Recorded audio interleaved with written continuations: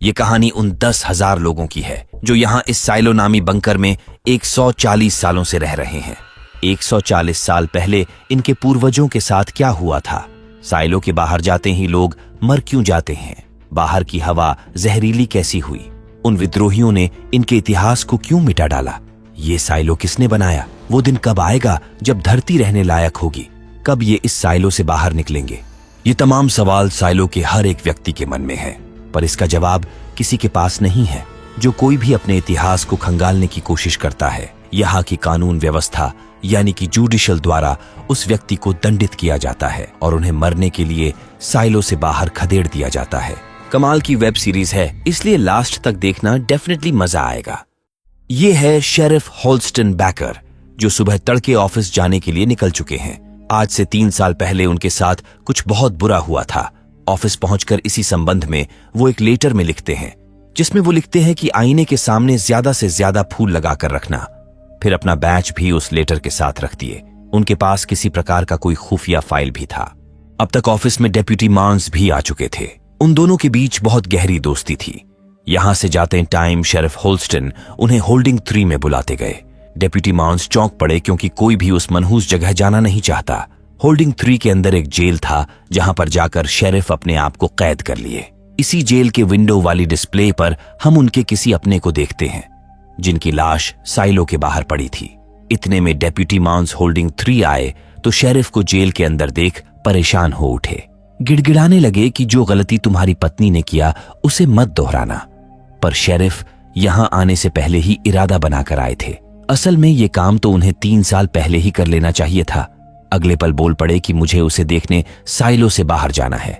Deputy मार्न्स इस वाक्य को सुन निराश हो गए, क्योंकि यहाँ की कानून व्यवस्था उन्हें कभी नहीं बख्शती जो साइलो से बाहर जाने का जिक्र करते हैं। अगर बात जुबान से निकल गई तो उसे पत्थर की लकीर समझो, उसे मिटाया नहीं जा सकता। उन्हें साइलो से बाहर जाना ही पड़ता है। हालांकि इसके भी कुछ नियम है। बाहर भेजने से पहले कुछ तैयारियां करनी पड़ती है। इन 3 सालों के अंदर शेरिफ होल्स्टन के साथ क्या क्या हुआ, वो मरने के लिए बाहर क्यों जाना चाहते हैं, ये कहानी वो अपने दोस्त मार्नेस को सुनाते हैं। कहानी 3 साल पीछे फ्लैशबैक में जाती है, जहां पर हम शेरिफ होल्स्टन और उनकी वाइफ एलिसन को देखते हैं। कुछ दिन पहले एलिसन ने गर्भ धारण करने के लिए अर्जी लगाई थी, जिसकी मंजूरी इन्हें मिल गई है। असल में साइलो के जुडिशियल नए बच्चों के पैदाइश पर विशेष ध्यान रखते हैं। इसके पीछे की वजह आम लोगों को नहीं पता। हालांकि गर्भ धारण करने की मंजूरी वाली बात सबको पता होती है। कैंटीन के अंदर जिसे देखो वही उनको बधाई देने में लगा था। नाश्ता करने बैठते ही ग्लोरिया आ धमकी।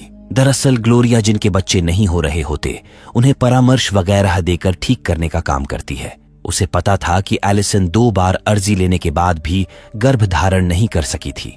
ये उनका लास्ट चांस था। वो जब चाहे उनसे परामर्श लेने आ सकती है, ये बताकर वो चली गई। हालांकि इन्होंने उसके बातों पर कुछ विशेष ध्यान नहीं दिया।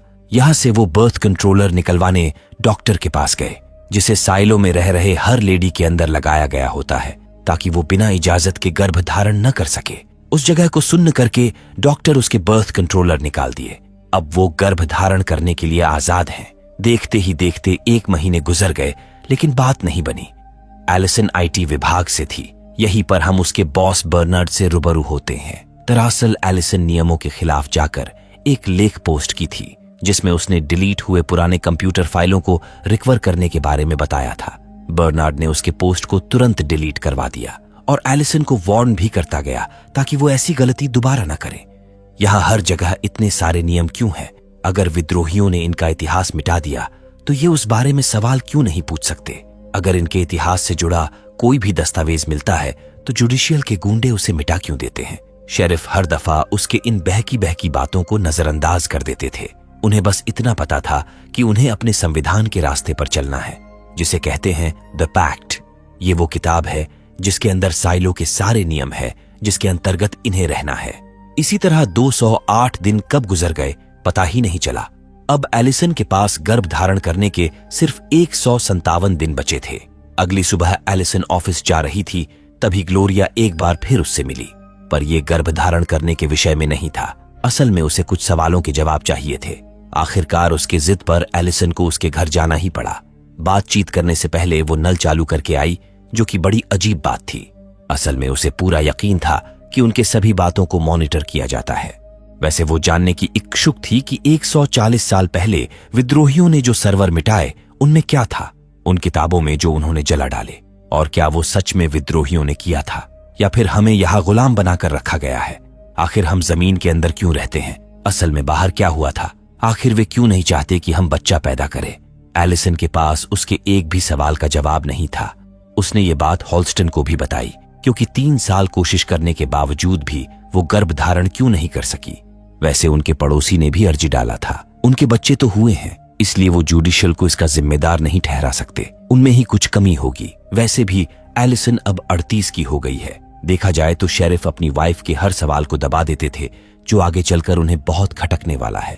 अगली सुबह एलिसन को एक जॉर्ज नामक कंप्यूटर मैकेनिक का अर्जी मिला। उसके कंप्यूटर में कुछ खराबी थी, जिसके लिए उसने अर्जी डाला था। जॉर्ज के पास कल ही जाना था और कल फ्रीडम डे भी था। शेरिफ कल व्यस्त रहेंगे, इसलिए एलिसन रात को ही उन्हें बता दी कि अगली सुबह वो साइलो के मिड्स मार्केट में जाने वाली है। वहां किसी जॉर्ज नामी कंप्यूटर मैकेनिक का कंप्यूटर ठीक करना है। अगली सुबह वो उस कंप्यूटर मैकेनिक जॉर्ज से मिलने उसकी दुकान की तरफ निकल पड़ी। साइलो के हर एक फ्लोर पर आजादी के महोत्सव का रंगारंग प्रोग्राम हो रहा था। लोग इस पर्व को बड़े हर्षोल्लास के साथ मनाते हुए नजर आ रहे थे। एलिसन एंजॉय वगैरह करते हुए जॉर्ज की दुकान पर दस्तक दी। वो एलिसन को देख हैरान था, क्योंकि लगभग 12 अर्जी लगाने के बाद उन्होंने आखिर में एलिसन को भेजा था। वैसे तो मुझे डायरेक्ट भी अर्जी भेज सकते थे। दरअसल जॉर्ज नहीं चाहता था कि जुडिशियल को उस पर शक हो। बात ही कुछ ऐसी है, आज से 1 साल पहले उसे ये हार्ड ड्राइव कहीं से मिला था, जो उसके अंदाजे से 140 साल से भी पुराना है। जहां तक एलिसन को पता था कि विद्रोहियों ने आक्रमण के दौरान सारे ड्राइव नष्ट कर दिए थे। ये ड्राइव उस टाइम का नहीं होगा। यही तो बात है जिसके लिए जॉर्ज उसे यहाँ कंप्यूटर ठीक करने के बहाने बुलाया है। असल में एलिसन ने 8 महीने पहले जो डाटा रिकवर करने वाला पोस्ट लिखा था, उस पोस्ट को डिलीट होने से पहले उसने एक सीरॉक्स करवा लिया था। उसे सीखकर वो इस हार्ड ड्राइव को खोल तो पाया, मगर इसमें रखे फाइलों को कैसे देखना है उसे समझ नहीं आ रहा। इस हार्ड ड्राइव पर 18 लिखा था। उसके अंदर के फाइल्स को देख एलिसन घबरा गई, क्योंकि पुराने दस्तावेजों को रखना या उन्हें रिकवर करना, अपने इतिहास को जानना गैर कानूनी है। पकड़े जाने पर उन्हें सीधे खान में काम करने के लिए भेज दिया जाएगा। इसलिए उसे नष्ट करने की सलाह देकर वो फाइल्स को ओपन छोड़कर ही वहां से निकल गई। दूसरी ओर हम साइलो के मेयर पुष्पा को देखते हैं, जिन्हें साइलो का बच्चा बच्चा जानता है। वो मेयर ऐसे ही नहीं बनी, बल्कि उन्होंने इस पद को कमाया है। साइलो की जनता उनसे प्रेम करती है। सबको संबोधित करते हुए वो अपने भाषण में अपने पूर्वजों का जिक्र की, जिन्होंने 140 साल पहले आज ही के दिन विद्रोहियों से आजादी दिलाई थी। हालांकि इस आजादी की लड़ाई में विद्रोहियों ने इनके इतिहास के दस्तावेजों को पूरी तरह मिटा दिया था। इनके लाइब्रेरी जला दिए, सारे किताबों को नष्ट कर दिए थे। पर आखिर में उनकी हार हुई। साइलो के उन वीर शहीदों के लिए कुछ मिनट के लिए मौन रखा गया। इधर जॉर्ज को साइलो का ब्लूप्रिंट मिल चुका था, जिसके सबसे निचले हिस्से में एक सुरंग बना था। भाई साहब, इस खुफिया सुरंग को देख वो अचंभित रह गया। इसी प्रकार कुछ महीने और गुजर गए, फिर भी एलिसन मां नहीं बन पाई। आखिर जुडिशियल बर्थ कंट्रोल क्यों कर रहे हैं? जिस दिन माथा ठनका, उसी पल इसका पता लगाने वो निकल पड़ी।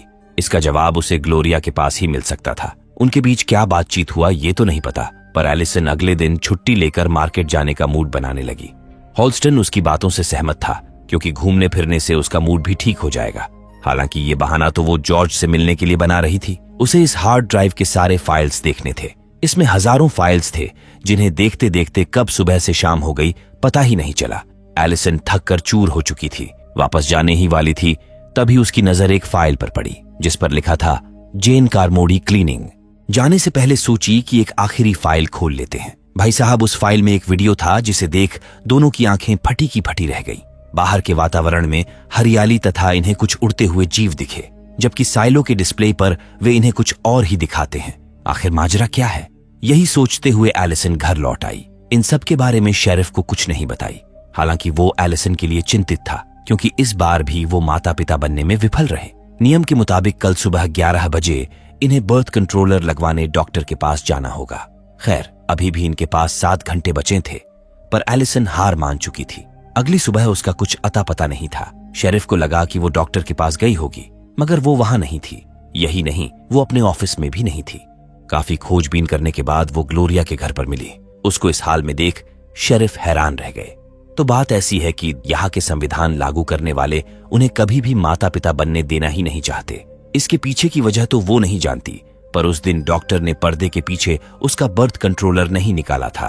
वो कभी नहीं निकालते, बस दिखावा करते हैं। ये है उसका प्रूफ। भाई साहब, उसने अपना बर्थ कंट्रोलर चाकू से काटकर अपने हाथों निकाला था। उसने ऐसा इसीलिए किया क्योंकि उसका पति पुलिस वाला है और बिना सबूत के वो उसकी एक नहीं सुनता। उसके घाव देख शेरिफ घबराकर फौरन डॉक्टर को लेने भागे। पूरी ताकत लगा दिए कि कहीं देर ना हो जाए, पर इस सब का कुछ लाभ नहीं हुआ। अब वो कैफेटेरिया में थी। वह सबको चीख चीख कर बता रही थी कि बाहर की आबोहवा बिल्कुल फ्रेश है। नीले आसमान तले पंछी चहचहाते हैं, बाहर हरियाली है। ये डिस्प्ले झूठा है जिसे दिखाकर उन्हें बेवकूफ बनाया जा रहा है। शेरिफ वहां पहुंचकर उसे लाख समझाने का प्रयत्न किए, लेकिन वो तो कब का फैसला कर चुकी थी। सबके सामने चिल्लाकर बोली कि उसे बाहर जाना है। ये शब्द जुबान पर लाने के बाद शेरिफ चाहकर भी उसके लिए कुछ नहीं कर सकते थे। वही हाल मेयर पुष्पा और डेप्यूटी मॉन्स का भी था। वो चाहते तो थे कि किसी तरह एलिसन को बचाया जाए, पर संविधान के नियमों को बदलना इनके बस की बात नहीं थी। पर एक काम ये जरूर कर सकते थे। एलिसन को बरगलाने वाले को इन्होंने गिरफ्तार कर लिया। शायद उसी के बहकावे में आकर एलिसन ने इतनी बड़ी बेवकूफी कर दी।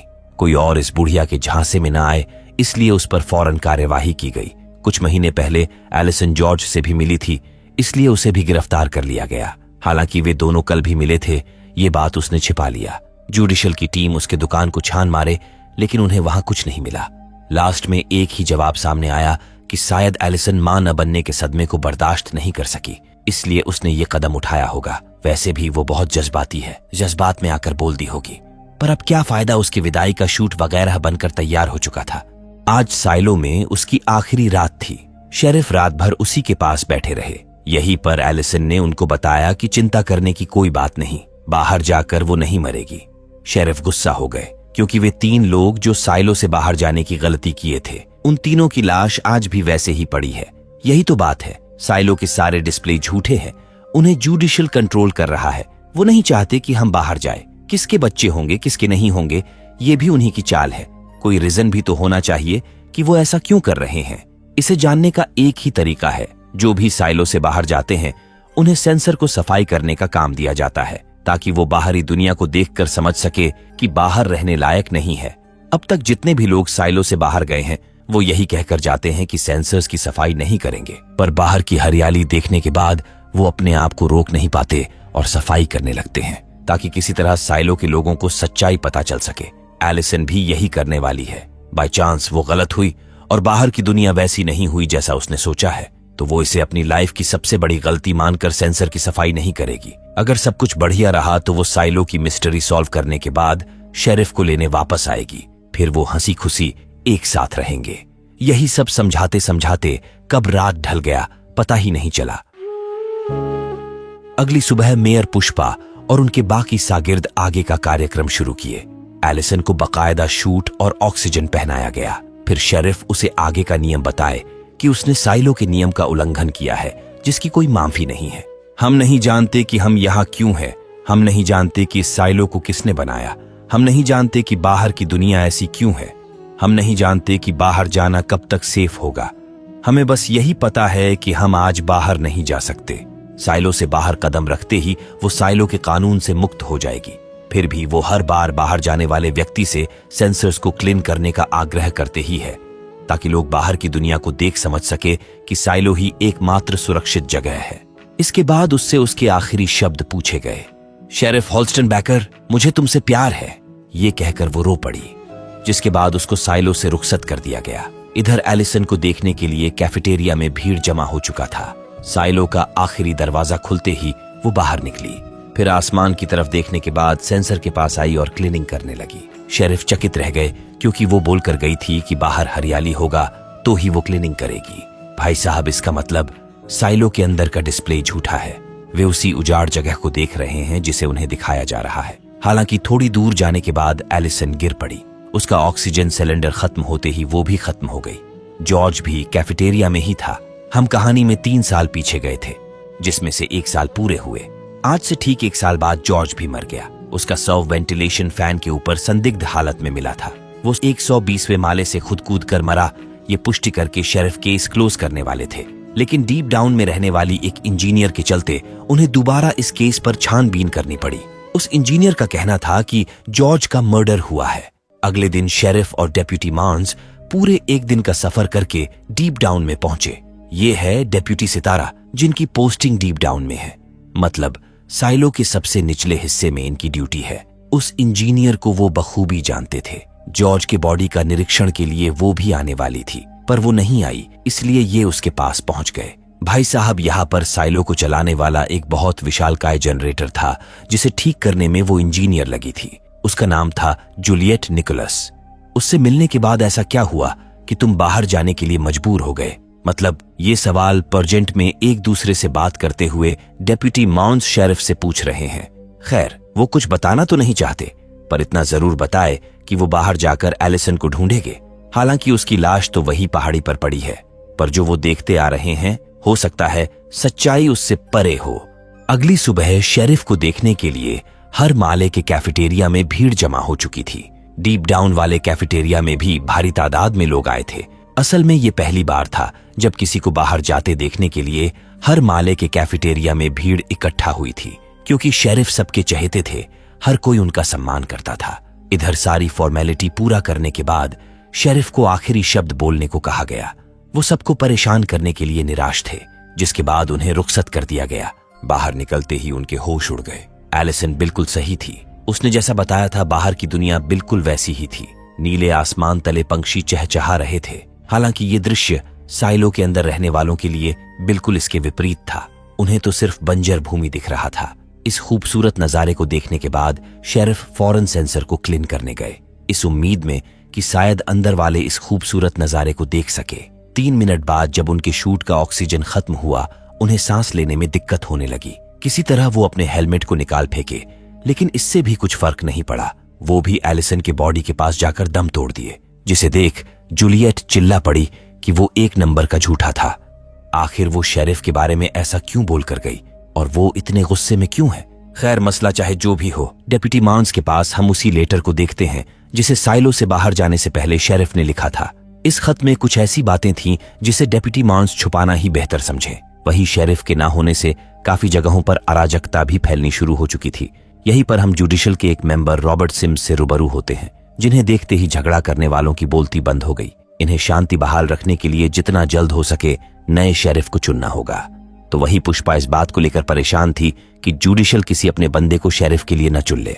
वैसे नियम तो यही कहते हैं कि शेरिफ रिटायर होने के बाद अपना वारिस चुनते हैं, जिन्हें अगला शेरिफ बनाया जाता है। क्या इस बारे में शेरिफ होल्स्टन ने तुमसे कुछ कहा था? डेप्यूटी मार्न्स चुप्पी साध लिए, हालांकि उन्हें शेरिफ का आखिरी लेटर मिला था। उधर जूलियट को जब कहीं पर भी शांति नहीं मिला तो वो रेडियो मैकेनिक मार्था वॉल्कर के शॉप पर चली गई। ये पहली दफा नहीं था जब वो यहाँ अपना गुस्सा शांत करने आई हो। असल में वो जब 13 साल की थी तभी उसके डैड उसे मार्था के पास छोड़ गए थे। मानकर चलो कि मार्था उसके मां समान थी। वो उसके मूड ऑफ के पीछे की वजह पूछी। असल में ये बात जॉर्ज के बारे में था, जिसे मरे हुए अब 3 महीने हो चुके हैं। शेरिफ होल्स्टन ने उससे जॉर्ज के कातिलों को ढूंढने में उसकी मदद करने के लिए कहा था, पर वो कुछ बताए बिना ही बाहर चला गया। जूलियट ये सब जाने भी देती। अगर जॉर्ज का एक्सीडेंट हुआ होता, वो खुद को मार ही नहीं सकता। जिस रात जॉर्ज मरा उससे पहले वो काफी खुश था। उस दिन वे कूपर का प्रमोशन सेलिब्रेट कर रहे थे, क्योंकि कूपर जूलियट की जगह लेने वाला था। यहीं पर हमें पता चलता है कि जॉर्ज और जूलियट एक दूसरे से प्यार करते थे। हालांकि ये इल्लीगल था। पहले उन्हें जुडिशल से परमिशन लेनी होगी, फिर मंजूरी मिलने के बाद ही वो साथ रह सकते हैं। अगर पकड़े जाते तो सीधे खान में काम करने के लिए भेज दिया जाता। इसीलिए जॉर्ज बहुत डर डर कर उससे मिलता था। उस दिन जॉर्ज उसे कुछ बताने वाला था, मगर ये बात ऐसी थी कि वो उसे यहाँ नहीं बता सकता था। वे छुट्टी के बाद घर पर मिलने का प्लान बनाए।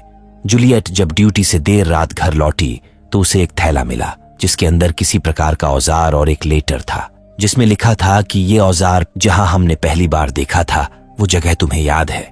मुझे वो मिल गया जिसकी तलाश मैं सालों से कर रहा था। अगली सुबह कैंटीन में लोगों के बीच खुसुर पुसुर चल रही थी।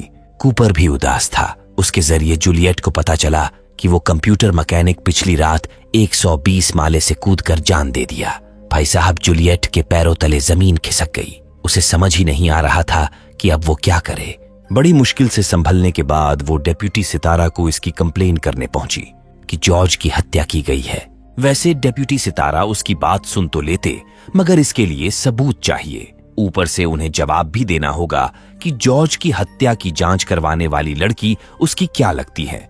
वैसे उन्हें उनके रिलेशन के बारे में पता था। अगर वो जॉर्ज के साथ आधिकारिक तौर पर रिलेशनशिप में होती तो उसके लिए कंप्लेन करना आसान होता। फिर भी वो कंप्लेन करना चाहती है तो ये बात ऊपर तक जाएगी और हो सकता है कि जॉर्ज के साथ उसके रिलेशन वाली बात उजागर हो जाए, जिसके लिए उसे खान में भी डाला जा सकता है। चाहे कुछ भी हो, वो जॉर्ज की दोस्त बनकर कंप्लेन लिखवाई, जिसके बाद ही शेरिफ और डेप्यूटी माउंस पूरे एक दिन का सफर करके जांच पड़ताल करने नीचे आए थे। ये जूलियट को लेकर उस जगह पहुंचे जहां जॉर्ज की लाश मिली थी। उसके गिरने का निशान वेंटिलेशन फैन की जाली पर साफ दिख रहा था। हालांकि इस घटना का कोई चश्मदीद गवाह नहीं था जिसने ये घटना होते हुए देखा हो, इसीलिए साफ तौर पर कुछ कहा नहीं जा सकता कि जॉर्ज के साथ उस रात क्या हुआ था। वैसे आप उसकी क्या लगती है? वो उसकी दोस्त है, सितारा ने बताया तो था। यहीं पर शेरिफ उसके हाथों में जेन्स घड़ी देखकर तारीफ करने से नहीं चुके। मतलब कहीं ना कहीं वो भी मामला समझ रहे थे कि ये लड़की इतनी परेशान क्यों है। वो उससे फिर से जांच पड़ताल करने का वादा किए। जॉर्ज के बॉडी पर मारने पीटने के निशान भी देखे गए। दोनों डेप्यूटी को यहाँ के लोगों से पूछताछ करने के लिए भेज दिया गया। वैसे तुम दोनों कब से रिलेशनशिप में थे? मैं किसी को नहीं बताऊंगा। शेरिफ के इस बात पर वो हैरान रह गई, पर उनके बात विचार करने के लहजे से उसे लगा कि शेरिफ अच्छे हैं। फिर भी वो उन्हें सच्चाई बताने से डर रही थी कि कहीं वो उसकी शिकायत जुडिशल से न कर दे। जब पूरी तरह से तसल्ली हो गई तब जाकर उसने बताया कि मरने से कुछ घंटे पहले जॉर्ज उसके लिए कुछ छोड़ कर गया था। जूलियट इस औजार को पहली बार जहां पर देखी थी, शेरिफ को वहां लेकर गई। काफी अंदर तक जाने के बाद रास्ता खत्म हो गया। सामने एक बोर्ड पर लिखा भी था कि इस बिंदु से आगे न बढ़े, ये संविधान यानी द पैक्ट के नियमों का उल्लंघन है। इस बोर्ड के पीछे एक सुराख बना था। हेडलाइट, लालटेन वगैरह जलाकर अंदर गए। अंदर एक और सुराख था जिसमें नीचे उतरने के लिए सीढ़ियां बनी थी। तकरीबन 20 फीट डीप डाउन जाने के बाद वे उस जगह पर पहुंच गए जहां पर साइलो के खुदाई का काम खत्म हुआ था। वहां का नजारा देख शेरिफ की आंखें चौधिया गईं। भाई साहब, उनके सामने वो विशालकाय मशीन था जिसने साइलो को बनाने के लिए खुदाई किया था। इतना नीचे तक खुदाई करने के बाद इसे ऊपर ले जाने का कोई जुगाड़ नहीं होगा। शायद इसीलिए इस मशीन को यहीं पर छोड़ दिया गया। तो दोस्तों, इस वीडियो में इतना ही, क्योंकि ये सीरीज 10 घंटे लंबी है जिसे एक पार्ट में एक्सप्लेन करना मुश्किल है। इसके अगले भाग को देखने के लिए आप हमें सब्सक्राइब भी कर सकते हैं।